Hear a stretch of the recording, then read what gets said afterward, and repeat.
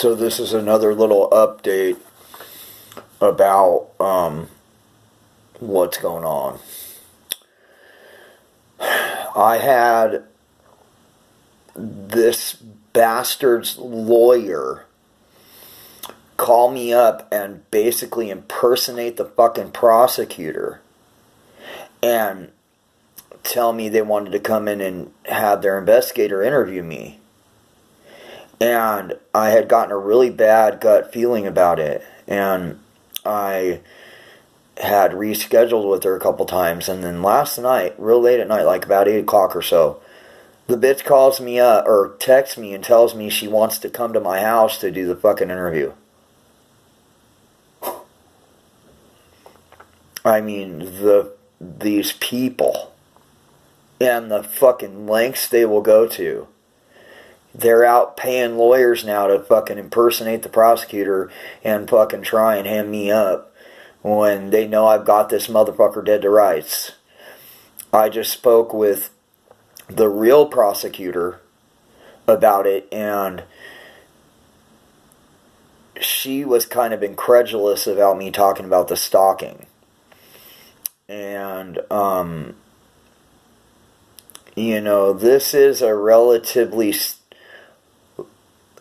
a local phenomena type of gang stalking. It's not any of the big stuff or the corporate level, and people get into all this esoteric shit about it. And, you know, I understand all that. I understand all the esoteric stuff about the soft kill programs, about, you know, the AI, you know, all this stuff that's going on. I get it.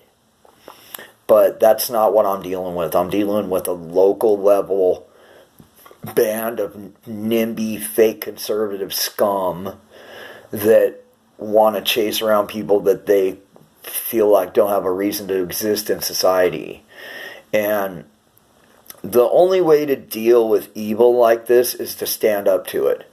No matter what happens to you, if you believe there's any kind of a life after this one, or you believe there's any, you know, good power, you know, like God that sits over the universe and, you know, has some passive control over what happens to us and what kind of life we lead, and if we're doing the right thing, that we will receive, you know, some kind of blessing.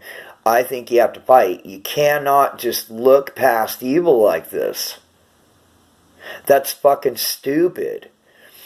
You have to stand up to evil when you see it, in yourself and in the world. And I am conflicted. I have evil in me, like Paul talked about in the Bible. He was 90 plus years old and talking about how evil he was and how his body did things that his soul didn't want to do, and how he had to fight against it. And he didn't just fight against it by saying, no, don't do that. He did it with his behavior. He did it with his actions. So I'm going to do the same thing, no matter what the cost. And for all of you out there that are going plumb the fuck nuts and have gotten yourself involved in some kind of drug dealing or some kind of nefarious thing where you've had a bunch of people that, you know, in reality probably are protecting their fucking neighborhood and are sick and tired of the fucking criminality and the things that happen behind that shit, then it's your job to straighten up your life. And if the people are getting out of hand, because there's good neighborhood watches, there's bad ones. And if you keep being a part of that behavior, it's your job to stand up to that behavior in yourself. And it's not something that happens right away. It's not an instantaneous thing where you just all of a sudden change your behavior. Believe me, I know.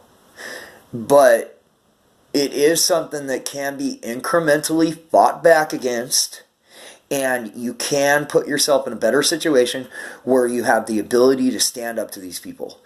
In the end, it's not okay what these people are doing. It's not fucking okay. And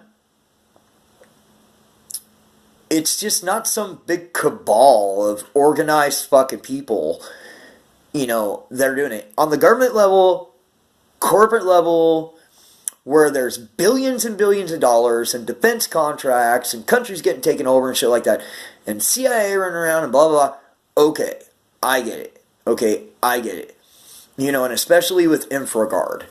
InfraGard runs around handing out fucking cards to local preachers and guys at the water district buildings and, infrastructure people, and they give them this little card that says they're a member of InfraGard, part of Homeland Security, and that they're protecting the infrastructure of the homeland. And and a lot of these people, you'll find, they'll do interviews and they'll write blogs and shit where they talk about how they got a license to kill. And so this behavior manifests itself in these fucking people too. It's an organic thing where once you start the behavior, once you give it the incubator money, once you get the group going, it fucking metastasizes and builds. And what, are you just going to look past it? Are you just going to use, are you just going to pray about it? Hope God does something about it? No. I mean, there's so many points in history where, should we have just prayed away the Nazis? Should we have just prayed away the Soviet Union? Give me a break. Should we just pray away ISIS? No, you gotta go fight them. You gotta go blow their ass up. And if you get killed in the process, that's what happens. You did the right thing. You died doing the right thing. So even if I do have bad things about me, bad things within my personality, bad behaviors, bad reactions to behavior and so forth, I'm doing the right thing. I'm doing the right thing, and I'm going to fucking fight this to the bitter end. And when you're on the right side of history, when you have the truth on your side, when you're doing the right thing, almost nothing can stop you. And even if it does stop you, you're going to do irreparable damage to your enemies. The bad, the bad side. The dark side. So, if you really are fighting gang stalkers, and you're not just driving yourself crazy, and saying all this weird shit, and doing all this weird shit, and acting like weirdos, then start making your behavior the focus. Start making what you do to stand up to them your focus. Start using your voice. The most powerful weapon I have is my voice. It's my only weapon. It's my only weapon, besides my fists. And I can use those motherfuckers too. Believe that. But they're not very powerful in this situation. What is powerful is my voice. It's time that we all start using our voice.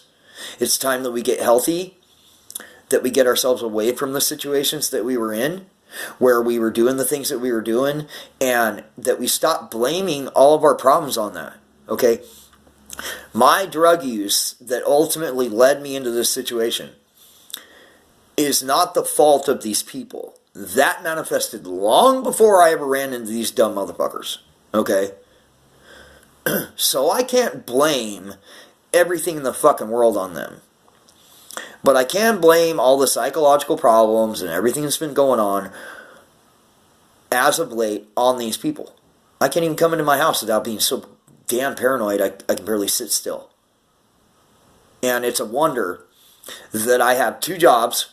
I volunteer at some local beehives, and that I'm doing treatment and seeking more treatment and doing counseling. It's a fucking wonder. And if I can do it, you can do it too. That's all there is to it. I really ultimately am not anyone special.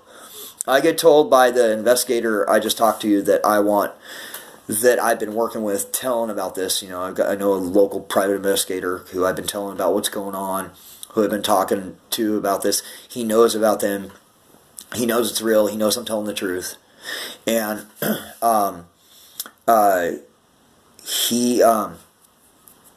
he says the same thing. Take control of your own life. Get healthy. Get your mind right. Stop doing the fucking weird shit. All fucking the Masons are running the gang stalking with weird spells and shit and blah blah blah. Evil only has as much power over you as you let it have. I don't care if there's some Satan worshiper sitting right outside my door casting some kind of spell. If I don't lend credence or power to what that evil fucker's doing, he has no power over me. He's completely powerless. And, you know, the light kills the darkness. Darkness doesn't kill light. Light removes the dark. It's not the other way around. You have to do the right thing. You have to use what is good and do what is good and fight back with what is good and say things that are good and do the right thing.